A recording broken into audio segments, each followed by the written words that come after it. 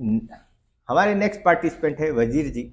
तो वजीर जी से पहले तो मैं ये जानता हूँ कि वजीर जी आप अपने बारे में थोड़ा परिचय दें, कहाँ से आप आए, थोड़ा बताएं हमारे दर्शकों को। मैं वजीर सिंह जांगड़ा गांव जगाड़ से बिलोंग करता हूँ।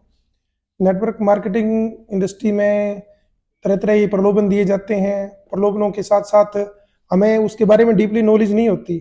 हम हमें जैसा पढ़ाया जाता है, हमें जैसा दिखाया जाता है, वैसा ही हम आगे जाके मार्केट में बोल देते हैं। और रिजल्ट क्या होता है कि कुछ टाइम के बाद वो चीज़ें लोगों के सामने उजागर हो जाती हैं और हमारा खुद की जो मार्केट होती है वो खराब हो जाती है। आज जैसे अब यहाँ आए हैं तो ये बिल्कुल हमारे लिए बिल्कुल नई चीज़ थी। आज तक हमने मोबाइल या डिजिटल प्लेटफॉर्म को सिर्फ सुना था, उसको कैसे हम प्रमोट कर सकते हैं और कैसे इस डिजिटल प्लेटफॉर्म के थ्रू हमारा खुद का जो काम है उसको हम आगे बढ़ा सकते हैं, वो आज हमने यहाँ कुछ सीखा है। ओके, अब वजीर जी देखिए, आप ऑलरेडी नेटवर्क मार्केटिंग इंडस्ट्री के अच्छे लीडर रहे हैं, आपने काफ़ी प्लेटफॉर्म से बहुत अच्छा काम किया है। तो जब आप इस ट्रेनिंग में आए तो ये किस प्रकार से आपको डिफरेंट लगी अदर प्लेटफॉर्म से? डिफरेंट सर ऐसे लगी कि जैसे प्रोडक्ट जो है ना वो हमारा खुद का सिलेक्ट किया होगा, पहली बात तो ये होगी।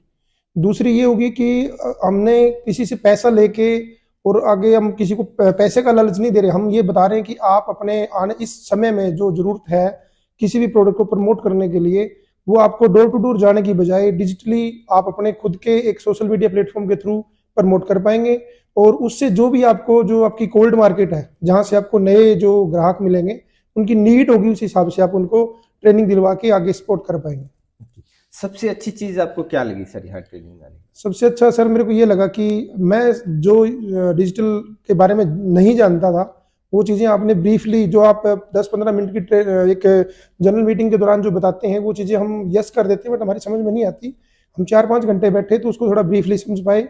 और दूसरा ये है कि जो चीज़ें आज हमने शुरू की हैं उसमें अगर कल को कोई प्रॉब्लम आती है तो एज ए ट्रेनर हम आपसे दोबारा पूछ सकते हैं। समय समय पे हमें step wise first step second step पे जो भी ट्रेनिंग लेंगे अपग्रेड करते जाएंगे।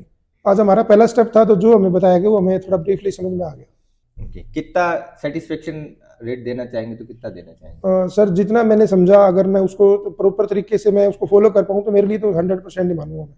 ओके, तो जो नए हमारे दर्शक आपको सुन रहे हैं तो उनको आप क्या राय देना चाहेंगे? ये ट्रेनिंग करनी चाहिए, नहीं करनी चाहिए, या बहुत अच्छा है अगर वो करते हैं तो? मैं तो यही राय देना चाहूंगा कि कुछ लोग सिर्फ और सिर्फ अपने आप को सोशल मीडिया पे लेके आने के लिए ट्रेनिंग लेते हैं, बट यहाँ पे सोशल मीडिया पे लेके आने के साथ साथ नेटवर्क मार्केटिंग मिक्स है इसमें।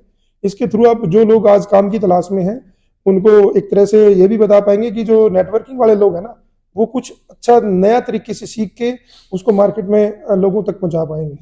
हम लोग कहते हैं वजीर जी कि जब आप इस ट्रेनिंग में आते हो तो आप अपना धंधा, अपना बिजनेस डेवलप कर सकते हो, तो क्या ये बात सही है? सर आज मेरा फर्स्ट डे है।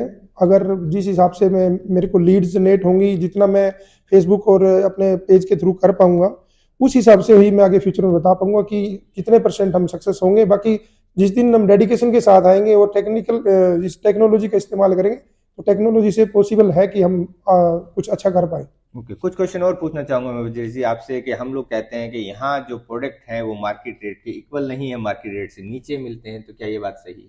देखा देखा जाए तो जो प्रोडक्ट हमारे पास अवेलेबल हैं तो खुद इस प्लेटफॉर्म पे लाने से पहले उनकी क्वालिटी, उनके रेट, सब चीज़ें चेक करके ही प्लेटफॉर्म पे ले आए जाते हैं। जिस हिसाब से हमें दिखाया गया है, जो प्रोडक्ट के रेट बताए गए हैं वो मार्केट के रेट से कुछ कम है।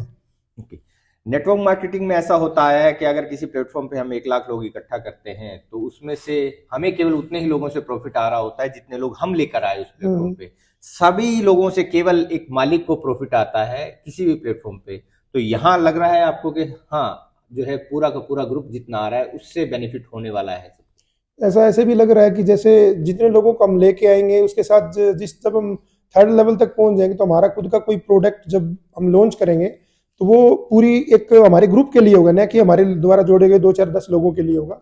इस वजह से जो प्रोडक्ट हमारे पास होगा मार्केट में यूनिक होगा, कम रेट का होगा, तो हम ज़्यादा से ज़्यादा लोगों तक पहुंचाएंगे तो हमें ज़्यादा से ज़्यादा मार्जिन मिलेगा। ओके, देखिए अजय जी कि एक जो छोटा ब्रांड होता है वो अपना मैन्युफैक्चरिंग करता है, उसके पास इतने संसाधन नहीं होते कि वो मार्केटिंग पे बजट स्पेंड कर पाए, मार्केटिंग पर कर पाए, या उसे इतनी एजुकेशन नहीं होती कि उसकी कैसे ब्रांडिंग करेगा, कैसे उसकी पोजीशनिंग करेगा।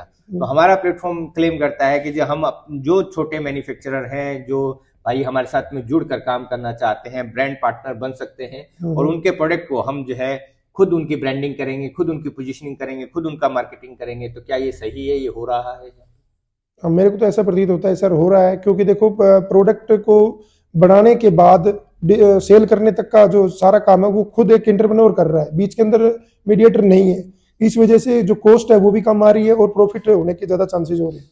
तो बहुत बहुत धन्यवाद वजीर जी, आपने बहुत अच्छे से बखूबी हमें बताया अपना थैंक यू जो सर। ओपिनियन दिया इस बारे में।